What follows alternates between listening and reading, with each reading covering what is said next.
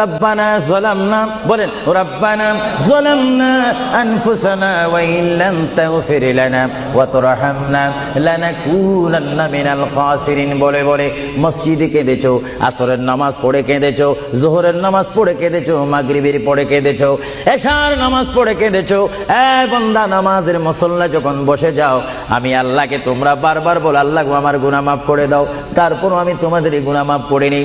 তারপরও তোমরা নিশি রাত্রে মানুষ যখন ঘুমে যায়, তোমার বিবি যখন ঘুম যায়, তোমার ছেলে যখন ঘুম যায়, তুমি নিশি রাত্রে ঠান্ডা পানি দিয়ে ওযু বানিয়ে নামাজের মুসল্লায় বসে তুমি আবার যখন ডাক দাও, রব্বুল আলামিন, পৃথিবীর কোনো মানুষ আমার গুনাহ সম্পর্কে জানে না, তুমি আমার গুনাহ সম্পর্কে জানো।